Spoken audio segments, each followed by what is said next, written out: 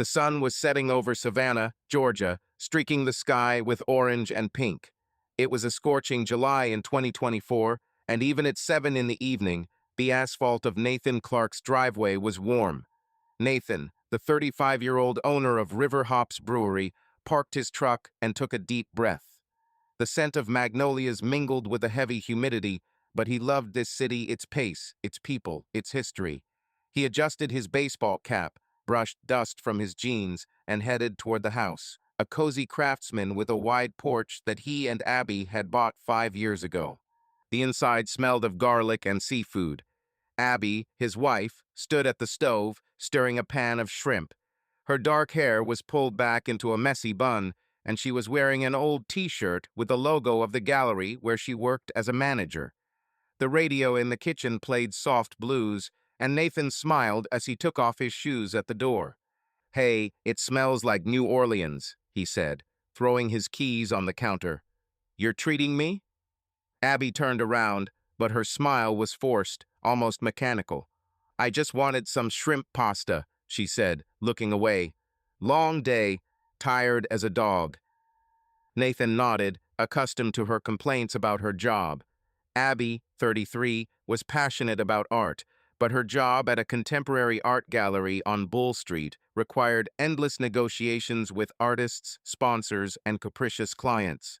He went to the fridge, pulled out a bottle of his own IPA, and popped the cork open with a pop.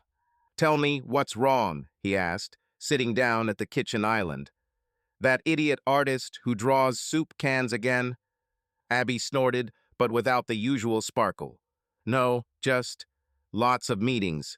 Exhibition next week. My head is spinning." She turned away, concentrating on the frying pan, and Nathan frowned. Usually Abby liked to air her work dramas, and he played along, teasing her coworkers. Today, it was like she was behind glass here, but not with him. He took a sip of beer, deciding not to push. "Well, if anything happens, I'm here," he said, tapping his fingers on the bottle. "I can even listen to you scold your boss." "Thank you, Nat," she muttered without turning around.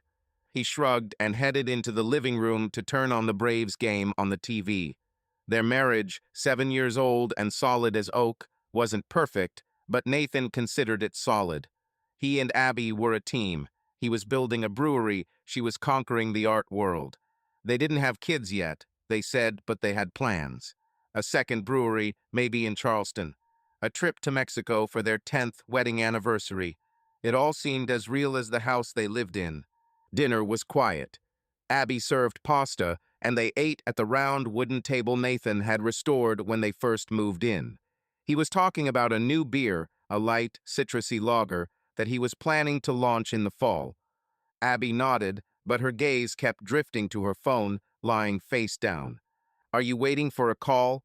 Nathan asked, stabbing a shrimp. "What?" "No, just a habit." She quickly put the phone in her jeans pocket. "Sorry, I'm really exhausted."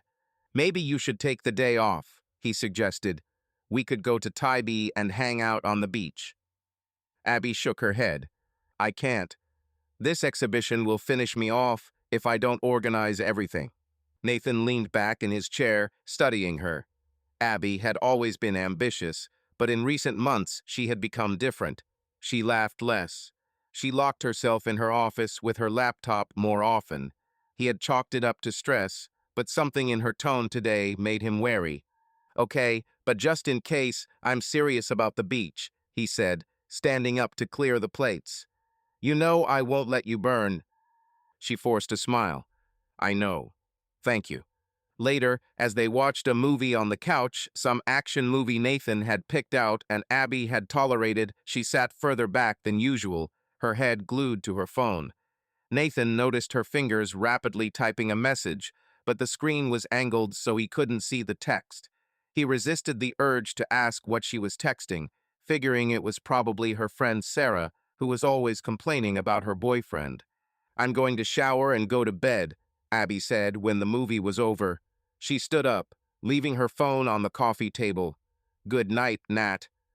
"Calm down," he replied, watching her go upstairs. He stayed in the living room, finishing his beer and listening to the shower start upstairs. Abby's phone was on the table, and Nathan felt a pang of curiosity. They never checked each other's phones. It was one of their unwritten rules. Trust, he always said, was the key. But her distance, her secrecy, something was wrong. He shook his head, pushing the thought away. Don't be paranoid, he told himself as he turned off the television and headed for the bedroom. But as he lay in bed, waiting for Abby to come out of the bathroom, he couldn't shake the feeling that something had changed in their house.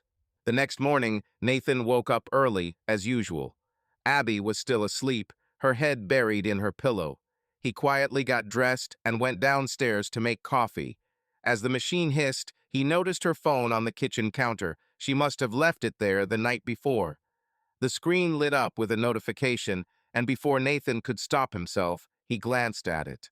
The message was from Chris. See you tomorrow. It was a great night. Nathan froze. His heart was pounding, but he forced himself to breathe evenly. Chris. He ran through everyone Abby knew in his mind. None of her coworkers or friends fit the name. He put the phone back down, trying not to show his shock. Questions swirled in his head, but Nathan wasn't one to rush into drama without evidence. He was a man of facts, of action. If something was going on, he would figure it out. Good morning, Abby said, coming down to the kitchen in her robe. She looked sleepy, but she was already in control, as if the awkwardness of the previous day had not happened. Morning, Nathan replied, pouring her coffee. Did you get enough sleep? More or less, she took the mug, avoiding his gaze. It's late again today. We're having a sponsor dinner.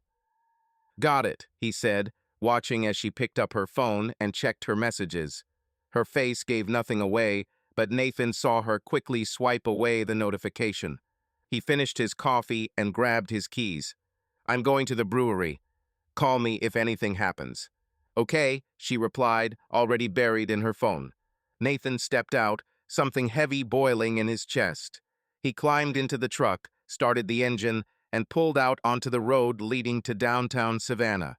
The brewery was his sanctuary, a place where everything was under control, where he knew every screw. But today, even the thought of work couldn't quiet his suspicions. The morning at River Hops Brewery began with the usual hum. Nathan Clark stood at a steel vat, checking the temperature of the wort for a new lager.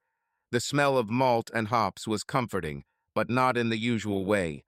The text on Abby's phone, "See you tomorrow," that was a blast tonight, played around in his head like a broken record. He gritted his teeth as he adjusted the valve, reminding himself, facts, not emotions. Nathan was a man who trusted but verified, and right now his instincts were screaming that something was wrong. The brewery, housed in a converted warehouse on the outskirts of Savannah, was his pride and joy. High ceilings, exposed brick walls, rows of fermentation tanks, he'd built it all from scratch. He was in his element here, but today, even work couldn't quiet his restlessness. Nathan glanced at Owen, his bartender and best friend, who was wiping down the counter in the tasting room in preparation for opening. You look like someone stole your favorite hop, Owen shouted, grinning, his tattooed hands moving deftly, his red beard glinting under the lights. Nathan forced a smile as he turned off the burner. Just thinking about a new recipe. I want this lager to be a killer. Uh-huh, Owen narrowed his eyes. Now the truth. What the hell is going on with you? Nathan wiped his hands on his apron and walked up to the bar. Owen knew him from college, drinking cheap beer together and dreaming of starting their own business. If anyone could tell Nathan was out of sorts, it was him. Abby's been acting weird, Nathan said, lowering his voice even though the room was empty. She wasn't herself yesterday, and her phone, she's been hiding it now. Owen whistled as he placed the clean glass on the shelf. Hiding, that's not like Abby. She's always been an open book. Exactly, Nathan took a sip of water from the bottle on the counter. And last night I saw a message. Some Chris wrote her something about an amazing night. Owen froze, his eyebrows rising. Damn, man. This is not good. Have you talked to her? No, Nathan shook his head. I don't want to start a showdown without evidence. You know, that's not what I mean. Owen nodded. Nathan had always been straightforward, but not impulsive. Unlike many, he didn't throw accusations around until he was 100% sure. Maybe it's a colleague, Owen suggested, but his tone was uncertain. Well, you know, those art people are always writing crap. Maybe, Nathan said, but his chest tightened. But I need to know. He pulled out his phone and opened a message from Trevor, who had replied that morning. Come by lunchtime. We'll discuss the details. Nathan wrote, I'll be there at 12:30. Thanks, bro. He trusted Trevor. Not only was he a pro, but he was also a person who didn't ask unnecessary questions. Did you hire a detective? Owen asked, noticing Nathan putting his phone away. It's just talk for now, Nathan replied. But if there's something there, I'm not going to sit back and do nothing. Owen clapped him on the shoulder. Do what you have to do. But Nat, don't get worked up until you know. Abby loves you. Maybe this is just bullshit. I hope so, Nathan said, but there was no confidence in his voice. The rest of the morning was routine. Nathan checked batches of beer, discussed prices with the hop supplier, and helped Owen set up the room for the evening rush. But every time his phone buzzed, he couldn't help but expect a text from Abby. She texted only once, around 11. Going to be late tonight. Client dinner. Don't wait up. Nathan's response was a short, okay, but her words only heightened his suspicions. Client dinner? Or this Chris guy? At 12:15, Nathan left the brewery with Owen and drove to Trevor's office, a small cubbyhole in downtown Savannah sandwiched between a coffee shop and a vinyl store. Trevor, a burly guy with a crew cut and a scar above his eyebrow, met him at the door. You look like crap, Trevor said, shaking his hand. Come on, there's coffee. They sat down at a table littered with folders and an old laptop. Trevor poured coffee from a thermos and leaned back in his chair. So, what's the story? He asked. You were as mysterious as a spy yesterday. Nathan told him everything, about Abby's detachment, about the phone, about the message from Chris. Trevor listened, sipping his coffee, and only occasionally nodded. So you want to know if she's having an affair, he concluded when Nathan finished. And if so, who and how far it's gone. Exactly, Nathan said, but I don't want her to know. Not yet. Trevor took out a notebook and began to write down. Name is Chris, gender unknown, but probably male since you're so worked up. Abby works at a gallery on Bull Street, right? I can start with her schedule, see where she hangs out after work. If this Chris is in her circle, I'll figure him out. How long will this take? Nathan asked, clutching his mug. A week, maybe less, Trevor replied. I'll start today. I'll check her movements, maybe catch them together. If there's anything there, there'll be photos. Nathan nodded, feeling determination mingle with a sickening fear. He hated this situation, the feeling that his life, so stable, could crumble because of one truth. How much do I owe you? He asked, taking out his wallet. Relax, Trevor waved his hand. You've bought me a beer 100 times. Consider it a friendly favor. If things get complicated, we'll talk. Thank you, Trev, Nathan said, standing up. And keep this between us. Like a grave, Trevor replied with a wink. Back at the brewery, Nathan threw himself into his work with renewed vigor. He cleaned tanks, checked inventory, even helped Owen carry boxes, just to keep his mind off things. But as the evening wore on, with the place filling up and a local blues band playing, he found himself checking his phone every 5 minutes. Abby hadn't texted. He texted her, "How was dinner?" But she didn't respond. Hey, boss, Owen walked over, holding 2 glasses of fresh IPA. Drink this. You're walking around like a zombie. Nathan took the glass, but did not drink. Not in the mood, he said, looking out at the crowd. Just a lot on my mind.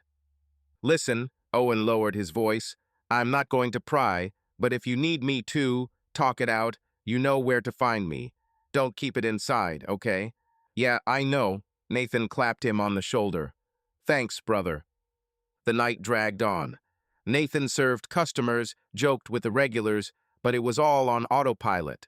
When the brewery closed, he stayed behind, checking the bills, just to avoid going home. Abby texted at midnight. Just got off. Heading home. Have a good time. Nathan wrote back, okay, but there was a growing feeling in his chest that their marriage, like a badly brewed beer, was starting to go bad. At home, he found Abby already asleep or pretending to be. He just undressed and lay down, looking at the ceiling. Savannah woke to the sound of cicadas and the soft light filtering through the Spanish moss on the oak trees. Nathan Clark sat in his truck outside the River Hops Brewery, sipping coffee from a paper cup. It was a Tuesday morning, and he'd arrived earlier than usual to test a new batch of lager. But his mind was elsewhere. It had been 2 days since he'd hired Trevor, and every hour without news felt like an eternity. The text from someone named Chris, "See you tomorrow," that was a blast tonight, still stung like an open wound. Nathan wasn't one to sit around and wait, but he had to restrain himself from barging into the house and shaking the truth out of Abby. He got out of the car, slammed the door, and headed toward the warehouse. The brewery was quiet, just the hum of the refrigerators and the faint smell of malt. Nathan loved this time of day when he could focus, but today the silence only made him more anxious. He pulled out his phone and checked his messages. Nothing from Trevor. Abby had texted that morning, "Gone to the gallery. Crazy day today." Nathan had texted back, "Good luck," but his fingers hovered over the screen. He wanted to add something else, to ask where she had been yesterday, who she had been with, but he erased the draft. Until he had facts, he wouldn't give her a chance to wriggle out of this. Inside the brewery, Nathan began checking the fermentation tanks. He opened a valve, poured out some foam, and sniffed it clean without any foreign notes. The work helped distract him, but not completely. Yesterday, Abby had returned home after midnight, citing another dinner with clients. She went straight to the shower, then went to bed, hardly saying a word. Nathan lay next to her, listening to her breathing, wondering if she was pretending. Her phone was, as always, password protected, and that was what irritated her the most. Before, she would leave it in the kitchen, not caring about privacy. Now it was like her shadow always with her, always locked away. At 9 o'clock in the morning, Owen walked into the brewery carrying a box of new glasses for the tasting room. His red beard was damp from the morning humidity, and his t-shirt was already stuck to his back. "Damn, it's like a sauna today," he grumbled, setting the box on the counter. "How are you, boss? You look like you haven't slept." "I was sleeping," Nathan muttered, closing the tank. "Just a lot to do." Owen narrowed his eyes, but didn't press. Instead, he began unpacking the glasses, whistling some old rock. "I heard your new lager is already getting praise at the tests," he said, changing the subject. "When are we launching it?" "In a couple of weeks," Nathan replied, wiping his hands on his jeans. "If everything goes according to plan." "Okay," Owen grinned. "You're Nathan Clark, the guy who's always in control." Nathan snorted, but Owen's words stung. Control was what he needed right now. He could run the brewery, the suppliers, even the weather if he had to. But Abby, she was slipping away, and it was driving him crazy. By midday, the brewery was alive. The hop suppliers had arrived, and Nathan was deep in negotiations, checking invoices and samples. But when his phone finally vibrated, he dropped everything and retreated to a corner. A text from Trevor. "Got something. Be in the office by 2 p.m. Nathan felt the blood pound in his temples. He typed, "I will," and went back to work, trying not to show his excitement. "Everything okay?" Owen asked, noticing how Nathan clenched the phone. "Yeah, just some business," he replied, going into the utility room. At 1:45 p.m., Nathan parked outside Trevor's office. The street was busy, with tourists milling about between cafes and souvenir shops, but Nathan didn't notice. He walked into the office, where Trevor was already waiting, sitting at a desk with a laptop. A thin folder lay on the desk. "Sit down," Trevor said, nodding toward the chair. "Coffee?" "No," Nathan sat down, crossing his arms. "What did you find?" Trevor opened the folder and pulled out several photographs. The first was of Abby leaving a gallery with a man tall, dark-haired, wearing an expensive jacket. They were laughing, and her hand was on his elbow. The second was of them sitting in a restaurant on River Street, leaning toward each other. The third was the worst. Abby and the guy were entering a motel on the outskirts of town, his arm around her waist. Nathan stared at the photo, his stomach clenching. He'd expected something like this, but the reality hit harder than he thought. Abby, his Abby, with someone else. In a motel. He swallowed, forcing his breathing to even out. "Who is he?" he asked, his voice firm despite the storm inside. "Chris Walters," Trevor answered, opening his laptop. "Art dealer from Atlanta. Works with galleries all over the South. 38, divorced, no kids. I checked his social media, and he's in Savannah a lot, supposedly for work.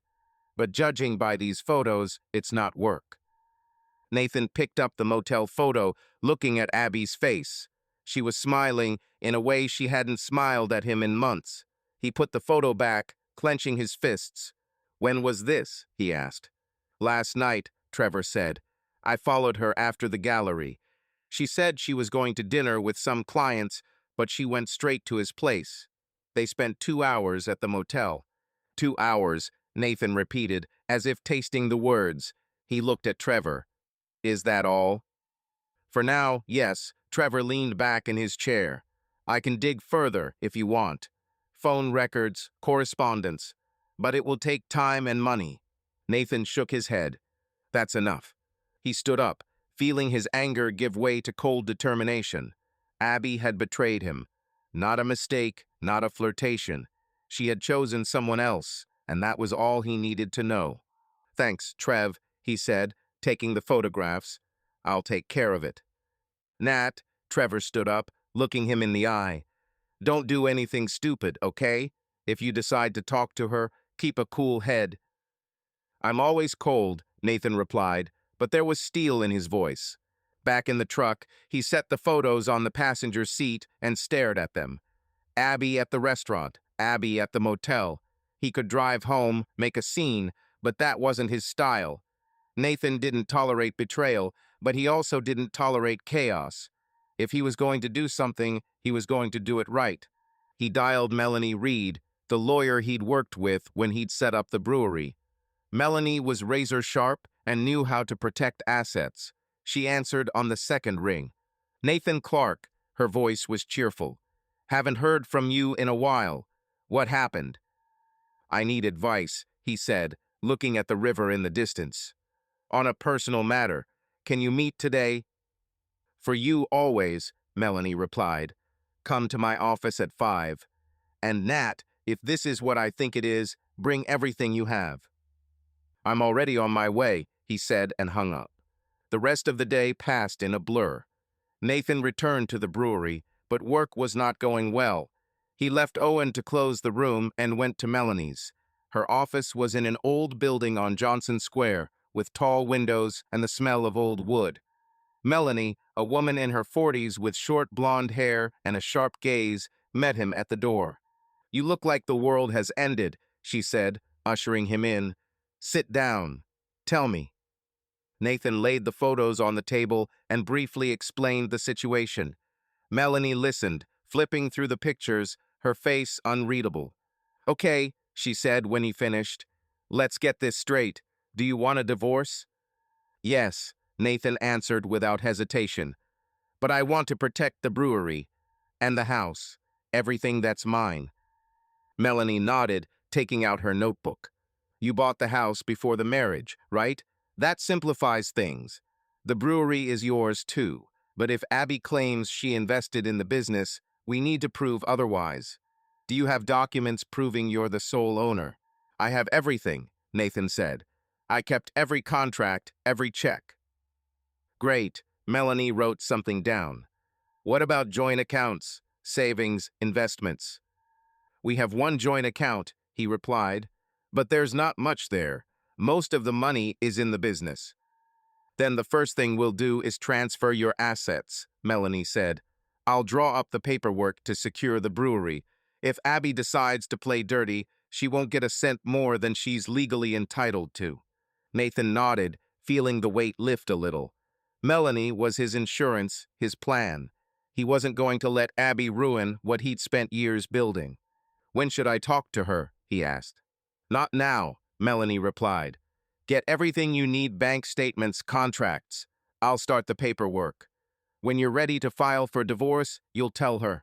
But not before we protect your interests." "Got it," Nathan said, standing up. "Thanks, Mel." "Hang in there," she looked at him sympathetically. "This is shit, but you'll get through this." At home, Nathan found Abby in the kitchen, drinking wine and flipping through a magazine.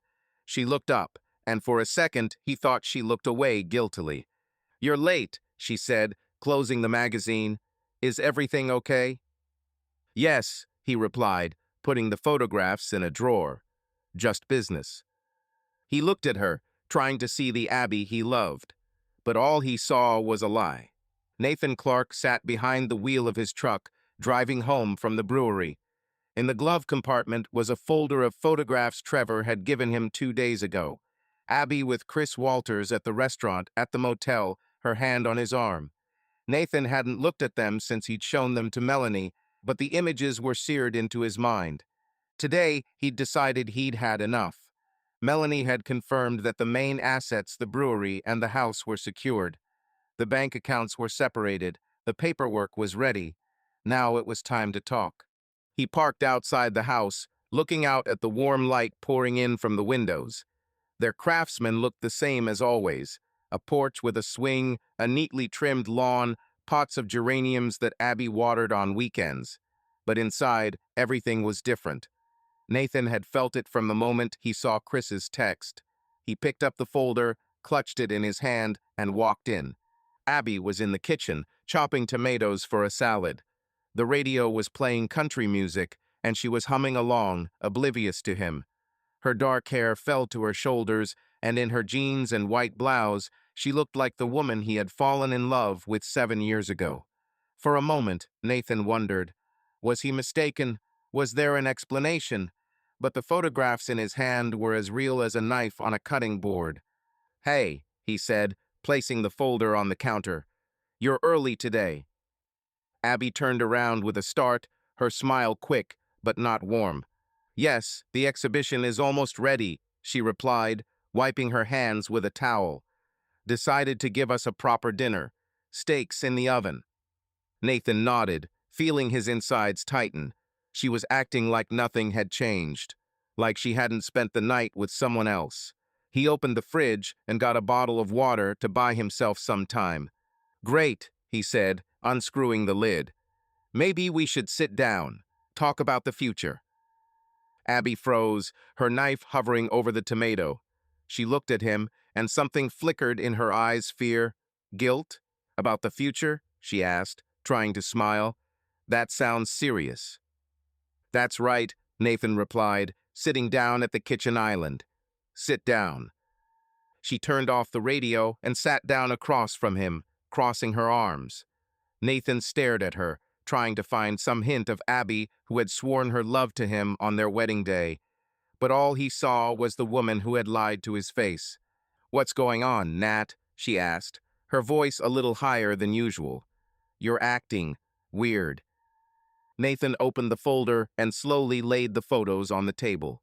The first, Abby and Chris in a restaurant, laughing. The second, they walk toward the motel, his arm around her waist. The third, they leave the room, her hair disheveled. Abby's face went pale, her eyes wide. She opened her mouth, but no sound came out. "You tell me what's going on," Nathan said, his voice even but hard as steel. "Because I don't fucking understand." "Nat, She reached for the photographs, but stopped as if they were burning. "It's not what you think." "Not that?" He raised an eyebrow, leaning back in his chair. "Then explain. Who is Chris Walters, and why are you in a motel with him when you tell me you're having dinner with clients?" Abby swallowed, her fingers fiddling with the hem of her blouse. Nathan waited, giving her a chance, even though he knew no words would change what he saw. "It was a mistake," she finally said, her voice shaking. "Chris, he's just a colleague." We were working on a project, and things got messed up. I didn't mean for this to happen. Confused, Nathan leaned forward, his eyes boring into hers. You went to a motel with him, Abby. It's not confusing. It's a choice. Nat, please. She reached for his hand, but he pulled away. I was stressed. Work, shows.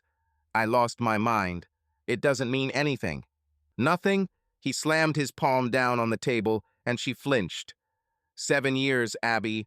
7 years of being honest with you. And you spit in my face and call it nothing.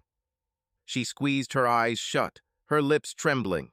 Nathan could see her struggling with herself, but the tears she was trying to squeeze out didn't touch him. He was angry, but more than that, he was disappointed.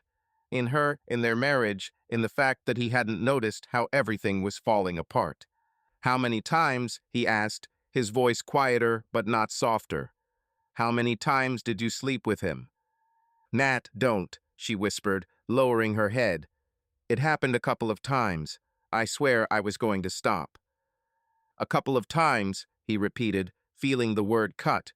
And you thought I wouldn't know? Or didn't you care? I care, she threw her head back, her eyes shining. I love you, Nat. It was stupid. I don't want him. I want us. Nathan looked at her, and for a second he wanted to believe. But the photos lay between them like a wall. He had seen her with Chris, seen her smile, her touch. It wasn't a mistake. It was a lie she chose over and over again. You don't love me, he said, standing. You love what I give you. The home, the stability, the life we built. But me? No, Abby. You betrayed me. Nat, please, she stood up, her voice desperate. We can fix this.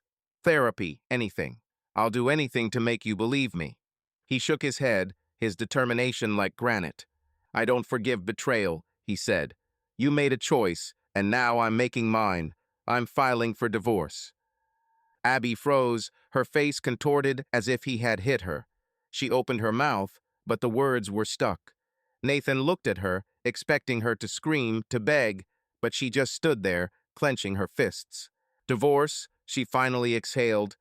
Nat, are you serious? Because of one mistake? It's not a mistake, he snapped. It's treason. And I'm not going to live with a man who lies to me. You won't even give me a chance, her voice broke. After everything we've had? You ruined that chance yourself, he said, taking the photographs from the table.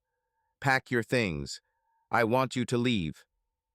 Where should I go? She stepped toward him, her eyes full of tears. This is my home, Nat. This is my house, he corrected, his voice cold. I bought it before you did, and I'm not going to throw you out on the street today. But by the end of the week, you'll find somewhere to live. Abby looked at him, her expression a mixture of shock and anger. She opened her mouth to protest, then closed it, turned, and went upstairs. Nathan heard the bedroom door slam. He was left in the kitchen, staring at the half-sliced tomato and the bottle of wine she hadn't finished. The smell of steaks in the oven was suddenly nauseating. He turned off the stove, threw away the salad, and sat at the table, feeling the silence of the house weigh on his shoulders. Later, when Abby came down with her bag, her eyes were red, but she stood up straight. I'll spend the night at Sarah's, she said without looking at him. We can talk tomorrow. We'll talk through lawyers, Nathan replied without standing up. I'm serious, Abby. She nodded, her lips pressed into a thin line. As the door closed behind her, Nathan felt the tension ease, but in its place was an emptiness. He poured himself a whiskey, sat on the porch, and looked at the stars. Their marriage was dead, and he knew he had done the right thing. But that didn't make it hurt any less. Saturday morning in Savannah began with a light fog hanging over the river.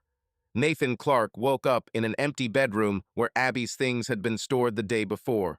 Her pillows, her books, her clothes all gone, leaving only bare shelves and the scent of her perfume still in the air. Nathan sat up on the edge of the bed, rubbing his face.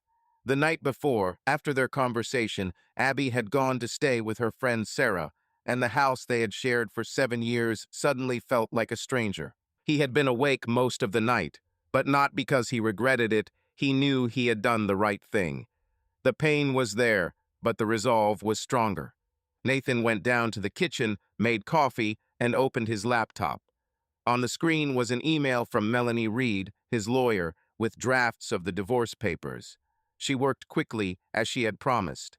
Nathan skimmed the text: property division, divorce terms, asset protection. Melanie had done everything to ensure that River Hops Brewery and the house remained intact. The joint account that held their shared savings was already divided. Nathan had transferred his share to a separate account 2 days ago, as soon as he had received the photos from Trevor. Abby would only have half of what was left, and that was a small amount. He nodded to himself, feeling control returning. His phone buzzed, a text from Owen. "How are you?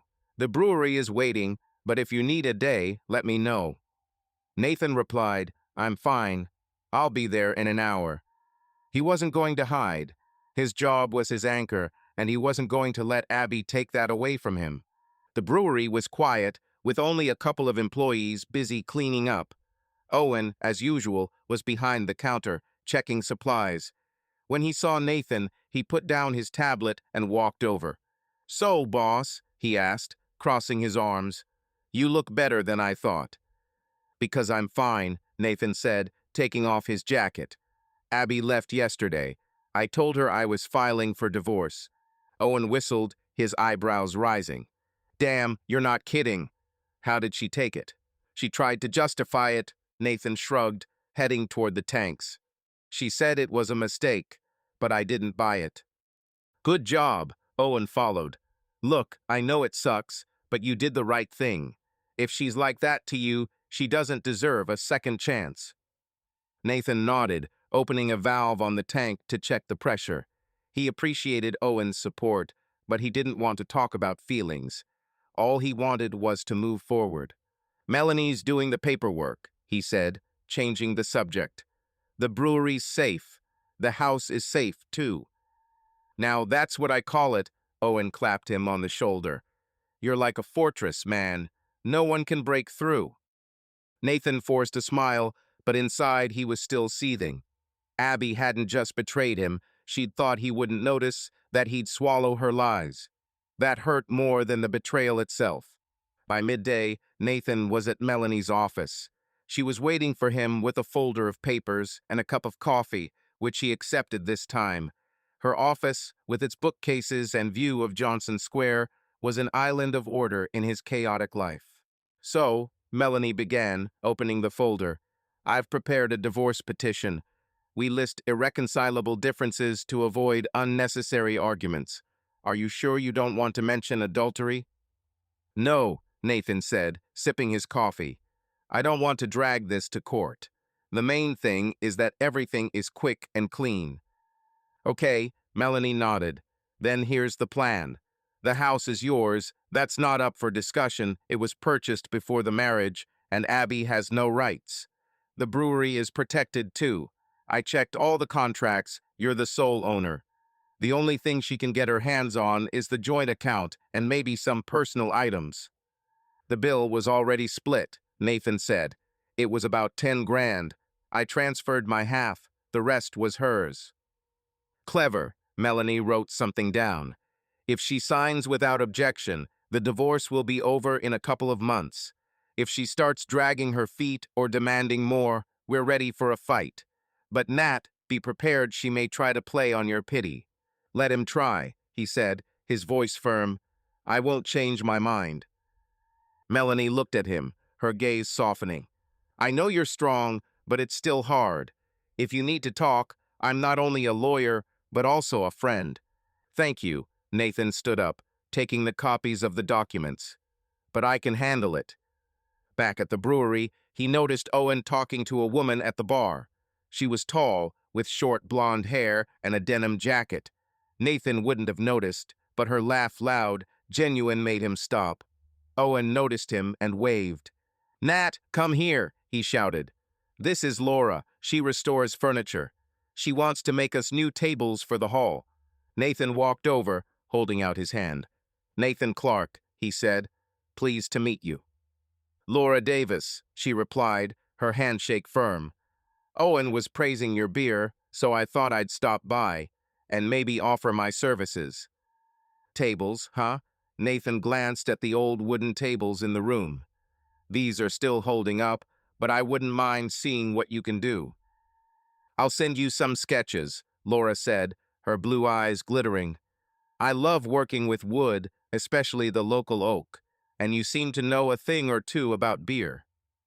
I'm trying, Nathan smiled, feeling lighter for the first time that day. Try our new IPA, Owen will pour it. On the house. Laura nodded, and they chatted a bit more about her job, the brewery, Savannah. She was straightforward, with a light humor that didn't irritate. Nathan found himself enjoying her energy, but quickly pushed the thought away. Not the time. When Laura left, Owen smirked. Pretty, isn't she? He winked. Don't start, Nathan muttered, returning to the tanks. I don't have time for this right now. Come on, I'm just kidding. Owen raised his hands. But she's cool, and have you seen her tables? They're like works of art. Nathan didn't answer, but he silently agreed. Laura was interesting. But his thoughts quickly returned to Abby. He pulled out his phone and saw a text from her. Nat, can we talk? I'm at Sarah's. It's important. He gritted his teeth. She had already tried through mutual friends his sister Kate had called yesterday, asking if he was being too hasty. Nathan had been terse. She cheated. Period. Now Abby clearly wanted to try again. He wrote, We will talk through lawyers. Don't write to me. There was no answer, and he put the phone away, feeling his anger flare up again. Did you think you could manipulate him like before? No way. In the evening, Nathan stopped by the bank to pick up the last statements Melanie had requested. While he was waiting for the manager, his phone vibrated a call from Trevor. Nat, I have something new, Trevor said without further ado. Abby was meeting some guy at a coffee shop today. Not Chris. Looks like a lawyer. Have you filed the papers yet? Not yet, Nathan said, feeling his pulse quicken. Melanie's cooking. What kind of lawyer is that?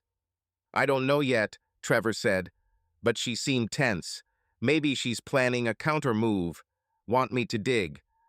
Yes, Nathan said. Find out who he is, and keep me posted. He hung up, his resolve growing. Abby wouldn't give up easily, but he was ready. The brewery, the house, his life, he would protect it all. And no one, not even her, would make him back down. A light breeze rustled the magnolia leaves and sunlight filtered through the curtains of Nathan Clark's house. He sat on the porch with a mug of black coffee, looking out at the empty street. The house felt too big without Abby. Her absence was felt in the little things. In the quiet of the kitchen, where the radio no longer played, in the empty coat rack by the door where her jackets used to hang. Nathan didn't regret his decision, but the pain of betrayal still throbbed like a fresh bruise. He took a sip of coffee, trying to focus on the day ahead. The brewery, meeting Melanie, calling Trevor, there was enough to do to keep his mind from drowning in thoughts. His phone vibrated on the wooden table. A text from Abby. Nat, I know you're mad, but give me 5 minutes. Please. I'm at the coffee shop on Bull Street. He clenched his jaw, feeling the anger flaring up again. She wasn't giving in, despite his clear, we'll talk through lawyers. Nathan wanted to ignore it, but a part of him, the part that still remembered their wedding on Tybee Beach, her laughter, their dreams, flinched. Not to forgive, but to close the door once and for all. He wrote, I don't have 5 minutes. Leave me alone. The reply came almost immediately. You don't realize what you're missing. I still love you. Nathan snorted, threw the phone on the table, and walked into the house. Her words sounded manipulative, and he wasn't going to give in. Inside, he opened his laptop and checked his email.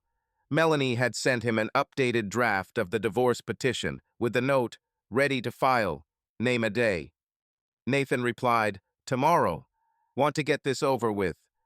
He knew Melanie would do a clean slate. The brewery and the house were protected, the joint account no longer a threat. But Trevor's message that Abby had met with a lawyer was nagging. She was planning something, and Nathan had to be one step ahead. He put on jeans, a t-shirt, and a baseball cap, deciding to drive to the brewery. Work always kept his head clear, and now it was more important than ever. On the way, he turned on the radio, but instead of music, he caught an ad for a gym. A new life begins with a single step, the voice cheerfully proclaimed. Nathan turned off the radio, but the idea had stuck. Maybe exercise would help him get rid of this damn anger. He wrote down in his notes, "Find a gym." River Hop's brewery was empty except for Owen, who was busy with kegs in the back room. When he saw Nathan, he wiped his hands on his apron and walked over. "Why are you so early?" he asked, squinting. "It's Sunday." "I have a lot to do," Nathan replied, heading towards the tanks. "Plus, it's sick and tired of sitting at home." Owen nodded without asking any further questions. He knew Nathan well enough to know when he didn't want to talk. "I hear the new lager is almost ready," Owen said, changing the subject. "When's the tasting?" "Next week," Nathan replied, checking the pressure gauge. "If all goes well, we'll be up and running by the end of the month." "Cool," Owen clapped him on the shoulder. "Look, if you want to unwind, let's go to a bar tonight. A few pints, a game of pool. No snot, I promise." Nathan chuckled, feeling lighter for the first time that morning. "We'll see. But thank you, brother." They worked together until lunch, discussing hop shipments and plans for the fall beer festival. Owen was an anchor, his bluntness and humor keeping Nathan from sliding into darkness. But when Owen went on break, Nathan pulled out his phone and saw another text from Abby. "Do you really want to ruin everything?" He gripped the phone so tightly his knuckles turned white. Her persistence infuriated him. She thought she could turn back time, as if her affair with Chris had been a misunderstanding. Nathan wrote, "You ruined everything when you went to bed with him. Stop texting." He blocked her number, feeling his anger turn to cold determination. By midday, Nathan had driven to a gym he'd found online. Iron Forge was an old-fashioned place in downtown Savannah, no fancy smoothie bars, just barbells, weights, and the smell of sweat. The trainer, a big guy named Dan, showed him around and offered to give him a trial session. Nathan agreed, and an hour later, after benching and deadlifting, he felt better than he had all week. His muscles were burning, but his head was clear. Dan patted him on the back. "Not bad for a newbie," he said. "Will you go?" "Yes," Nathan replied, wiping away his sweat. "I need it." "I see," Dan nodded. "You look like you're fighting with someone. The gym is a good place to let it out." Nathan just nodded, but Dan's words hit home. He was at war not with Abby, but with the part of himself that still felt the pain of her betrayal. Sports were a way to regain control. Returning to the brewery, he found Owen behind the bar, serving the first customers. Nathan joined in, pouring beer and chatting with the regulars. One of them, an old man named Roy, who came every Sunday, noticed his mood. "You're looking gloomy, Nat," said Roy, sipping his porter. "Is your wife throwing exhibitions again?" Nathan forced a smile. "Something like that. I just have a lot to do." Roy chuckled, but didn't push. Nathan was grateful for that. Savannah was a small town, and rumors traveled fast.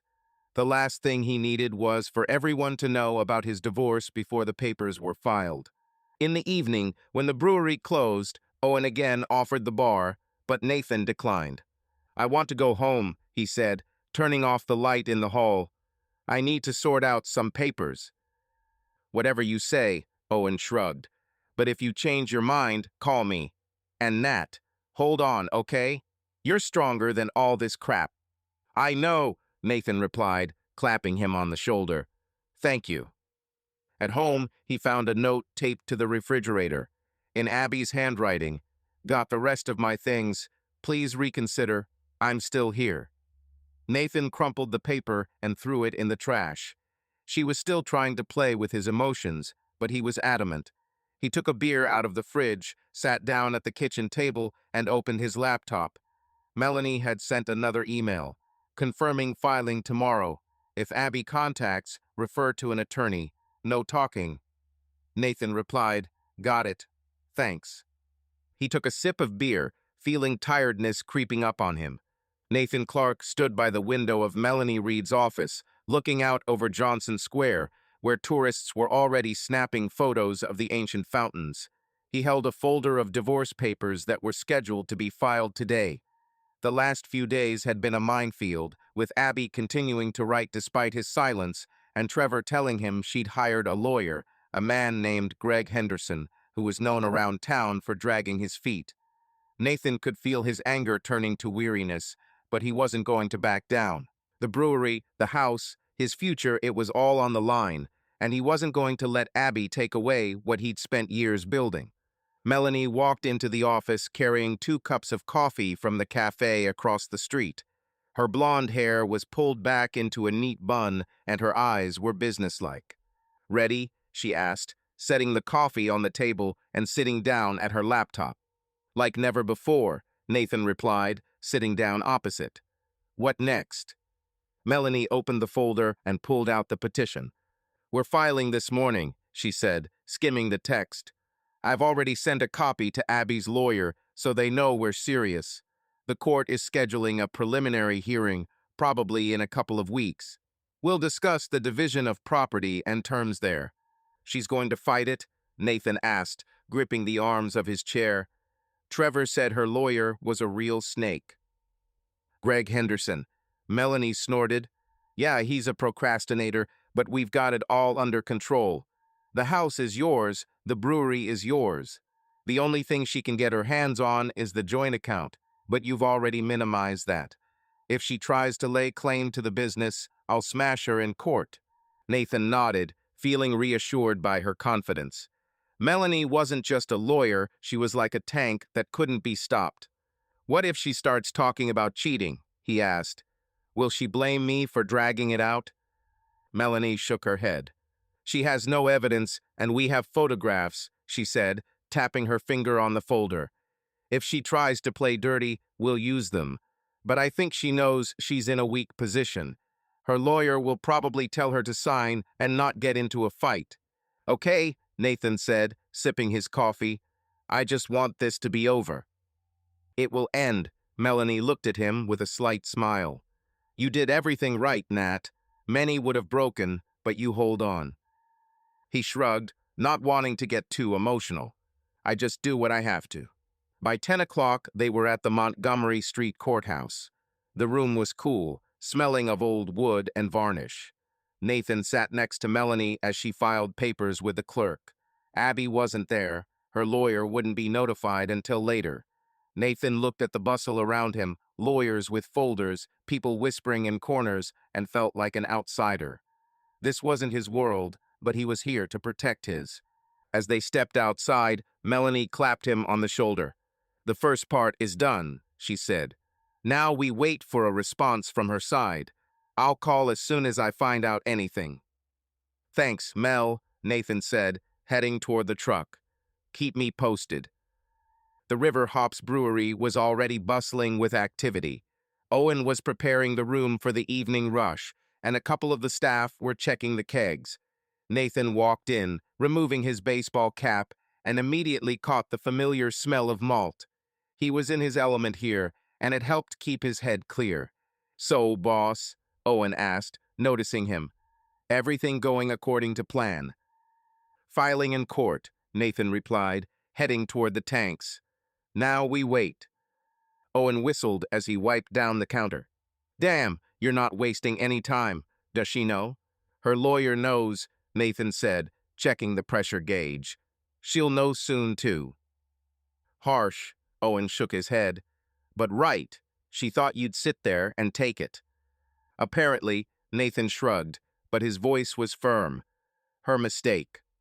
He spent the rest of the day working, checking batches of beer, discussing a new hop variety with a supplier, helping Owen with inventory.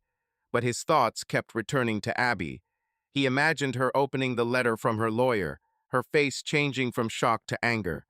Part of him wanted her to feel the pain he was feeling, but another part of him just wanted to get it over with. In the evening, Nathan went to the Iron Forge gym. Dan, the trainer, met him at the entrance. "Ready to plow?" he asked, holding out a bottle of water.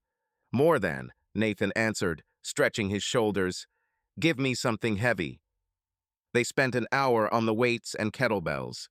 Nathan felt each lift release tension, his muscles burning to drown out his anger. Dan watched, encouraging. "You have potential," he said when Nathan finished the set. "If you go regularly, in a couple of months, you'll be like a tank." "I plan to," Nathan replied, wiping away his sweat. "I need this." Dan nodded without asking questions. Nathan appreciated that he didn't want to explain why he was here, why his eyes sometimes darkened with thought. At home, he found a voicemail from his sister Kate. "Nat, call me. Heard from Sarah that you kicked Abby out. What's going on?" He sighed, but decided not to answer. Kate had always been closer to Abby, and Nathan didn't want her to try to change his mind. Instead, he called Trevor. "Any news on her lawyer?" he asked without preamble. "Greg Henderson," Trevor said. "He likes big deals, but he's no fool. I heard Abby was there yesterday. Looks like she wants a piece of the brewery and says she helped with marketing." "Nonsense," Nathan snapped. "She posted a couple of times on social media. That's not a contribution." "Agreed," Trevor said. "But she might try to blow it out of proportion. I can dig deeper if you like." "Dig," Nathan said. "And thanks, Trev." The court scheduled a preliminary hearing 2 weeks later. Nathan walked into the courtroom in a dark shirt and jeans, with Melanie at his side. Abby was there, sitting with Henderson, a man in an expensive suit with greasy hair. She looked tired, with dark circles under her eyes, but her chin was set stubbornly. Their eyes met, and Nathan saw a mixture of guilt and defiance in her eyes. He turned away, focusing on Melanie. The judge, an older woman with sharp eyes, began the hearing. Melanie laid out their position. Nathan wanted a divorce. The house and brewery were his before the marriage, the joint account divided. Henderson stood up, his voice smooth as butter. "Your Honor, my client, Mrs. Clark, made a significant contribution to her husband's business," he said. "She did the marketing, attracted customers, and rightly demanded a share of the brewery." Melanie jumped up, her tone icy. "Your Honor, we have documents showing that the brewery was founded and financed solely by Mr. Clark prior to the marriage. Mrs. Clark's involvement in marketing was limited to a few social media posts, which is hardly a significant contribution." The judge nodded, making notes. "Provide the documents, Miss Reed," she said. "Mr. Henderson, if you have evidence of your client's contribution, present it at the next hearing." Abby looked at Nathan, her lips trembling, but he didn't look away. She wanted a war? She would get one. The hearing ended quickly, and Melanie led him out into the hallway. "She's grasping at straws," she said, adjusting her bag. "Henderson knows they have nothing. They're just stalling." "Let them drag it out," Nathan replied, his voice firm. "I won't back down." It had been a month since the preliminary hearing, and his divorce from Abby was moving forward, albeit more slowly than he would have liked. Melanie insisted that the case was under control. Abby's lawyer, Greg Henderson, had failed to provide convincing evidence of her contributions to the brewery, and the judge was leaning toward ending the case without further argument. Nathan was relieved, but the void Abby's departure had left was still heavy. He finished his IPA and turned to Owen, who was wiping down the counter. "Well, boss," Owen said, throwing the rag into the bucket. "Should we close it, or are you planning on spending the night here?" "We're closing," Nathan replied, placing his glass on the counter. "But first, pour me another one." Owen grinned as he reached for the tap. "I can do that," he said, filling a glass with fresh lager. The new variety, by the way, is tearing everyone apart. 3 people asked today when it would be available. "Soon," Nathan said, taking a sip. The beer was light, with a citrusy aftertaste, exactly what he had in mind. "If the suppliers don't let us down, we'll launch in a week." Owen nodded, but his gaze became more serious. "Listen, how are you?" he asked, crossing his arms. "I was talking about Abby. I heard from Sarah she went to Atlanta." Nathan froze, his fingers tightening around his glass. He hadn't asked about Abby since he'd blocked her number, but rumors were spreading faster than fire in Savannah. Trevor had mentioned a few days ago that she'd allegedly moved in with Chris Walters, the art dealer she'd cheated on him with. Nathan hadn't wanted to dig into it, but Owen's words had stung. "Let him go," he said, trying to keep his voice even. "I don't care." "Okay," Owen shrugged, but his tone was softer. "I just thought you should know. Sarah said their romance was over. Chris doesn't seem to be the hero she thought he was." Nathan snorted, putting his glass down. "It's her problem," he said. "She ruined it all herself." Owen nodded without arguing. They closed the brewery, turned off the lights, and stepped outside. The night air was warm, with a faint scent of the river. Nathan took a deep breath, feeling the weariness of the day recede. He hadn't lied to Owen, he genuinely didn't care what was going on with Abby and Chris. But the thought of her leaving him to deal with the wreckage of their marriage still burned. She'd run away as if she could erase everything she'd done. "Any other plans for tonight?" Owen asked, locking the door. "The gym," Nathan replied, patting his stomach. "Dan says I'm almost ready for the competition." "Ha, you and the barbell, that's what I want to see," Owen laughed. "Okay, if you change your mind, call. Billiards is waiting." "Thanks, brother," Nathan said, heading toward the pickup. The Iron Forge gym was busy despite the late hour. Dan, the trainer, greeted him at the counter with a big smile. "Mr. Clark," he said, holding out the towel. "Ready to raise 100? "Maybe 90 today," Nathan replied, rolling his shoulders. "But I'm in." They started with bench presses, then moved on to deadlifts and squats. Nathan felt the anger, the fatigue, the pain squeezed out of him with each rep. Over the past month, training had become his sanctuary. Not only was he stronger muscles showing through his skin, his jeans fitting looser, but he felt more alive. Dan watched, adjusting his technique. "You're progressing faster than I thought," he said when Nathan finished the set. "What's driving you? Business or something personal?"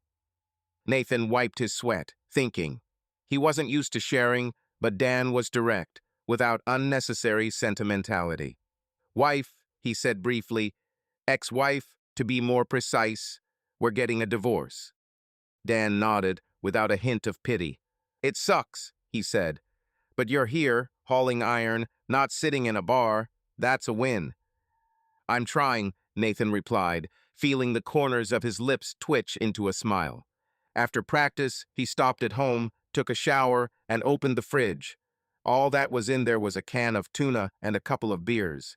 He sighed, realizing he needed to go to the store. Abby had always done the cooking, and her absence was now felt in even the smallest things. Nathan cracked open a beer, sat down at the kitchen table, and pulled out his phone. A text from Melanie. "Henderson asked for another week to prepare. Looks like Abby is giving up, but she wants to hang in there. Don't worry, we're on track." Nathan replied, "Okay, keep me posted." He took a sip, thinking. Abby was in Atlanta. Her romance with Chris had seemingly collapsed, and now she was dragging her feet on a divorce. Part of him wanted to call Trevor, find out what she was up to, but he pushed the thought away. He was done living her life. His life was here in Savannah, at the brewery, in the lounge. He opened his laptop and began scrolling through the reports on the new lager. Test batches were selling better than expected, and local bars were already calling in for shipments. This was something he could control, and he was going to latch onto it. The next day, Nathan was at the brewery in the morning. Owen greeted him with news. A local craft beer magazine wanted to do a story on river hops. "They heard about your new lager," Owen said, scrolling through his tablet. "They want interviews and photos. Are you in?" "Yeah," Nathan said, checking the kegs. "This could boost sales. Set up a meeting." "Already," Owen grinned. "Tomorrow at 2. And Nat, put on something decent, not your ripped jeans." "Look who's talking," Nathan snorted, but his mood brightened. The brewery was his rock, and its success was a reminder that he wasn't just surviving Abby's betrayal, he was building something of his own. By lunchtime, he received a call from Trevor. "Nat news," Trevor said without further ado. "Abby's back in Savannah, living with Sarah, and it looks like Chris dumped her. She's been calling him, but he's not answering. Want me to keep an eye on her? Nathan thought, looking out the window at the river. Part of him wanted to know everything what Abby was doing, how she was coping, but another part knew it was a trap. Her life was no longer his concern. No need, he said. If she's planning a divorce, let me know. But I'm not interested in her personal life. Got it, Trevor replied. You're tough, man. Most people would have broken by now. I don't know many, Nathan said and hung up. That evening, he was back at the gym, lifting weights under Dan's watchful eye. Training had become a ritual, like cleaning tanks at a brewery. Every lift, every sweaty rep, made him stronger not just in body, but in spirit. He looked in the mirror and saw not just a man who had been betrayed, but someone who was taking his life into his own hands. When he got home, he noticed a letter in the mailbox. The envelope had no return address, but the handwriting was familiar Abby's. He opened it, expecting another plea. Inside was a short note. Nat, I know you hate me, but I want you to know that I'm sorry. If you ever need to talk, I'm here. Nathan crumpled the paper and threw it in the trash. Her regrets were as empty as a bottle after a long night. He closed the door, turned on the light, and went to bed, knowing that his new reality was not an end, but a beginning. October 2024 brought not only a chill, but also a sense that Nathan's life was finally getting better. His divorce from Abby was coming to an end. Melanie reported that her lawyer, Greg Henderson, had agreed to terms without further argument. The court was scheduled to approve the divorce in a couple of weeks. Nathan was relieved, but the void left by 7 years of marriage still lingered, especially when he looked around and didn't see a familiar face. He poured another glass of lager for the bearded guy in the plaid shirt, who was raving about the taste. Dude, this is the best thing I've had all year, the guy said, raising his glass. You brew it yourself. Myself, Nathan replied, wiping his hands on his apron. Glad it went down well. Have some more if you want. The guy nodded and walked away, and Nathan turned to Owen, who was pouring IPAs at the other end of the stand. Looks like we hit the nail on the head, Owen said, winking. At this rate, it'll all be gone by evening. Hopefully, Nathan replied, checking the supplies under the bar. But I'm not relaxing until the last pint is sold. Owen laughed, but his gaze slid somewhere behind Nathan. Oh, look who's coming, he said, nodding toward the crowd. Your fan. Nathan turned to see Laura Davis making her way through the crowd.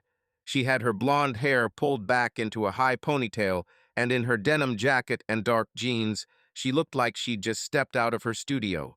Laura spotted him, waved, and headed toward the booth. Nathan felt the corners of his mouth lift. They'd seen each other a few times since Owen introduced them at the brewery. Laura had sent over designs for tables for the tasting room, and Nathan had been impressed by her work rough oak, carved so that every knot looked like art.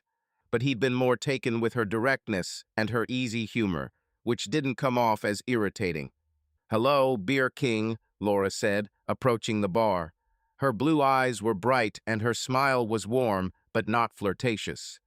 I hear your new lager is a sensation. Come try it. Just for you, Nathan replied, filling his glass. But I warn you, it might outshine everything you've ever had before. Big words. Laura took the glass, took a sip, and nodded thoughtfully. Okay, I give in. This is damn delicious. How do you do it? It's a trade secret, Nathan said, crossing his arms. But I can share it if you show me how you make a tree look like a museum piece. Deal, Laura laughed, her laughter ringing like a bell, but not false. Seriously, Nathan, this is awesome. The festival is buzzing, and your booth is the center of attention. We're trying, he said, looking around the crowd. Are you here for beer or inspiration for your tables? Both, Laura replied, taking another sip. Plus, I love this kind of action. People, food, music, it's like exercise for the soul. Nathan nodded, feeling her energy contagious. They chatted for a while longer about the festival, about her latest project restoring an old dresser for a rich guy in Charleston, about how Owen had almost spilled beer on her sketches the last time. Nathan found himself smiling more than usual. Laura wasn't just pretty, she was real, without the masks that so many people in his life wore. "Listen," she said, finishing her beer, "I've been thinking. If you're serious about the brewery tables, I can drop by this week with some samples. Show you what I can do." "Seriously," Nathan replied, looking her in the eye. "Come over Wednesday, around 2 o'clock. Let's see what you've got." "Deal." Laura set her empty glass on the counter. "And Nathan, don't overdo it. You look like you're carrying the entire festival on your own." "I'm used to it," he said with a slight grin. "But thanks for your concern." Laura nodded, waved at Owen, and walked off into the crowd. Nathan watched her go until Owen nudged him with his elbow. "Well, boss," he said, grinning, "the chemistry is really sparkling. When's the wedding?" "Shut up," Nathan muttered, but without malice. "She's just making tables." "Yeah, right." Owen rolled his eyes. "I saw the way you looked at her, and she looked at you too." Nathan shook his head, turning back to pouring beer. Laura was interesting, but he wasn't looking for a relationship. Not when his life was just starting to get back on track. His divorce from Abby wasn't final yet, and he didn't want to complicate things with new feelings. But the thought of Laura, her laugh, her confident walk was somewhere in the back of his mind. The festival went on until late in the evening. By 9 o'clock, the lager supply was nearly gone, and Nathan and Owen began to pack up the stand. The crowd thinned, the music changed to something quieter, and Nathan felt the fatigue creeping in. But it was a good fatigue from work, from success, from the fact that the brewery had once again proven that he was on the right track. "Great day," Owen said, loading empty kegs into the pickup. "How much did we make?" "I haven't counted it yet," Nathan replied, closing the drawer with dishes. "But I think it's enough for a couple of new tanks." "Now that's what I call it," Owen clapped him on the shoulder. "Come on, let's celebrate. 1 pint at the bar across the road, and then we'll go home." Nathan wanted to refuse, but changed his mind. Maybe Owen was right, he needed to relax. "Okay, one," he said, "but you pay." "You're a cheapskate," Owen laughed, and they headed toward the bar. The bar was noisy, but cozy wooden walls, neon signs, the smell of fried chicken wings. They ordered pints and sat at a table in the corner. Owen raised his glass. "To River Hops," he said. "And to you, man. You've been through hell, and you're still standing." Nathan went nuts, but his smile was restrained. "It's not quite over yet," he said, taking a sip. "But it's close." Owen nodded, not pushing. They talked about the brewery, the festival, the time Owen had almost gotten into a fight with a drunk tourist who demanded free beer. Nathan listened, laughed, but his thoughts kept returning to Laura. Not to Abby, he thought about her less and less, but to Laura, to the directness of her gaze, to the way she talked about her work with the same passion he had for beer. It was new, and it was scary. "Listen," Owen said, finishing his beer. "I'm not interfering in your life, but this Laura, she's not Abby. And I'm not talking about looks. She's real. Maybe we should give her a chance." Nathan shook his head, placing his glass on the table. "I'm not looking for a replacement," he said, "and I'm not looking for anything until I sort myself out." "I understand," Owen raised his hands. "But life doesn't wait for you to figure it out. Sometimes you just have to take a step." Nathan didn't respond, but Owen's words stung. He knew his friend was right, but after Abby's betrayal, trust was a luxury he couldn't afford. Not now. At home, he showered and went to bed, but he couldn't sleep. He opened his phone and found a text from Melanie. "Henderson has agreed to our terms. Abby will sign next week. Victory is near." Nathan replied, "Great. Thanks." He stared at the ceiling, thinking about Laura, about the brewery, about how his life was changing. Abby was the past. What was the future? He didn't know, but for the first time in months, it didn't scare him.